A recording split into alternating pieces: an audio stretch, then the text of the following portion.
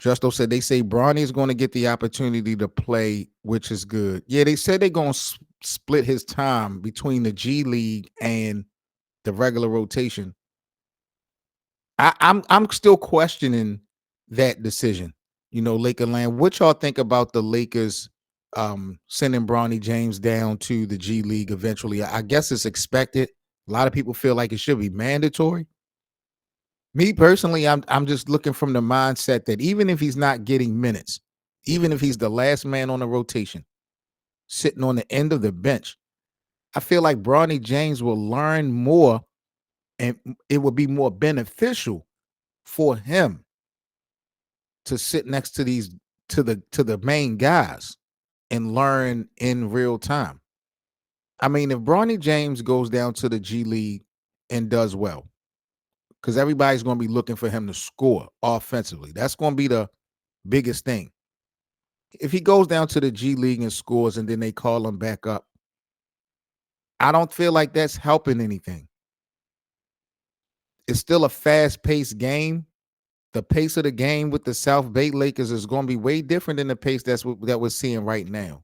And now that the Lakers have started off on a strong start, a lot of teams are going to be coming for the Lakers' head early. I feel like Bronny would benefit better, even if he's not going to play, just being able to sit there and watch in real time. At the end of the day, I think it would be more beneficial. Um, I mean, he has to get more minutes in. So, I guess you really don't have any choice but to send him down. But I don't know, man. I just feel like for Bronny James, maybe the G League is the right move. But if they would have just sat him on the bench and just allow him to watch, I wouldn't have been upset. Not at all. Until we got to a point where as though it seemed like he was taking up a rotation spot, which I don't see at all. So we'll see how this play out. I just honestly don't think that the G League is the ultimate answer for Bronny James. Yeah, it'll allow him to get more minutes, but the competition is going to be different. No matter what Bronny James does in the G League, it's not going to equate to people putting some respect on his name once he's called up. All the speculation and the criticism that Bronny James is facing right now, he's going to face it again whenever he's ultimately called back up from the G League. Nothing is going to change despite what he does as far as production with the South Bay Lakers. So y'all let me know, Lakers land, what y'all think about the Lakers' decision to kind of split things up with Bronny James once this road trip is over.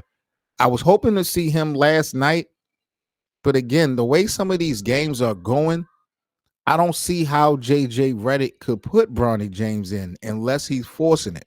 And that's the last thing you want to do with all the speculation and people already now feeling like, Bronny James doesn't belong. You don't want to throw him out there in a game that matters and have the tide turn. You don't want to have Bronny James being labeled as responsible for you losing a lead or a game, things of that nature. We've seen the Lakers come have a lead and Bronny James come into the game and they just lose the lead. And it's not so much directly Bronny James's fault. It just seems like from the optics, his presence kind of screws things up, slows things down. People kind of lose focus and it's not a great look. So I don't want to see JJ Redick um, in no way, shape, or form compromise the opportunity to win some games to bring Bronny James in. But I was really hoping to see Bronny James last night versus the Kings. He didn't get any minutes versus Phoenix. He played 3 minutes opening night. My whole argument, I guess, is that if you're going to split Bronny James with the G League and some real minutes, why not do it now? Like, who the hell wants? And I'm not trying to be disrespectful to Bronny James, but I don't want y'all playing that game trying to figure him out once we're in January or February, when the trade deadline is here, when we're at the All-Star break, or when we're in the second half of the year. Don't play no games with Bronny James as far as plugging him in and out. That's the time we really need to be going so hard to avoid another play-in appearance. Right now, put him in if possible. Watching the game versus Phoenix, I really don't think it was a moment that you really could have put him in. Last night versus Sacramento probably wouldn't have been a good opportunity. He would have had to face De'Aaron Fox. Now, De'Aaron Fox kind of struggled from the field early yesterday, but De'Aaron Fox is one of the fastest, if not the fastest player in the NBA. So that would have been a tough assignment for Bronny James. But y'all let me know what y'all think about that. Also, and I feel like this is cap Lakers land, but LeBron James was talking about how he plans on or he wants to play 82 games. He's focused and locked in like he will play 82 games this season. I mean, a lot of props to LeBron to speak on his commitment.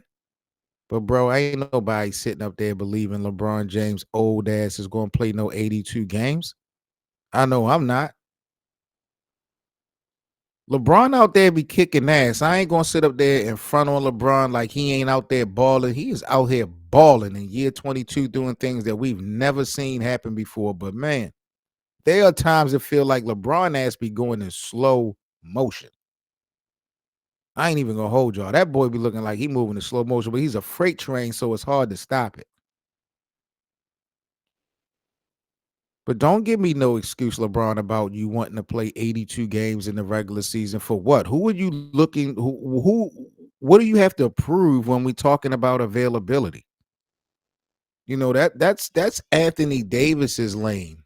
If we're going to talk about a player who needs to convince the Lakers land fans and the community of the NBA that they're going to be available to play, to me, that's Anthony Davis more than LeBron.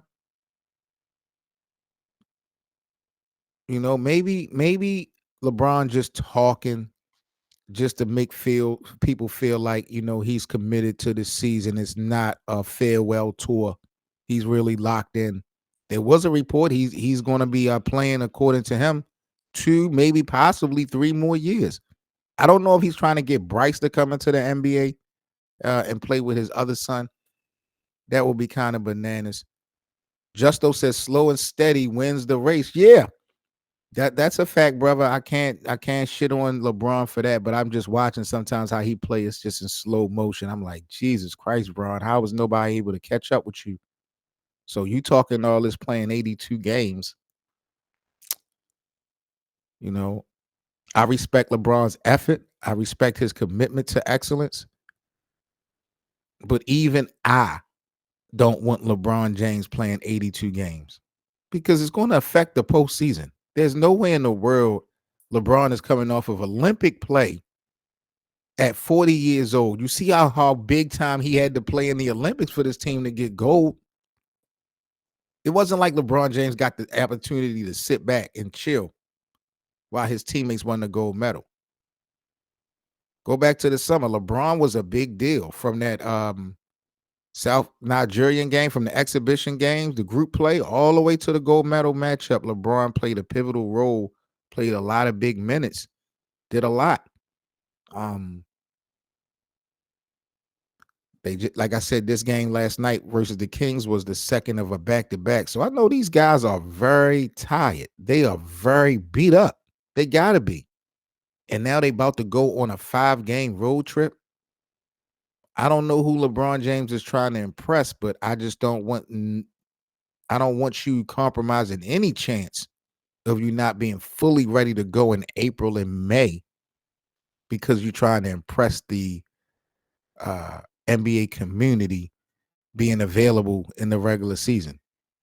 Like I said, I think that assignment needs to primarily remain under under the umbrella of Anthony Davis and them other guys. The Jared Vanderbilts, uh, he got called out. Who called Vando out? Somebody was that Devin Booker? Or was it Anthony Edwards called out Vando? Told that nigga he been injured for 2 years. That's a fact. That nigga has been hurt for like 2 years. Every time we turn around, they talking about Vanderbilt is coming back and this, that, and the third. Man, I'm done with dude. I'm done with dude. I respect his game and all that, but at the end of the day, Vando, man, the greatest ability to have in sports is availability. For all the latest news and debates on the Los Angeles Lakers, be sure to subscribe here to the Lakers Land platform.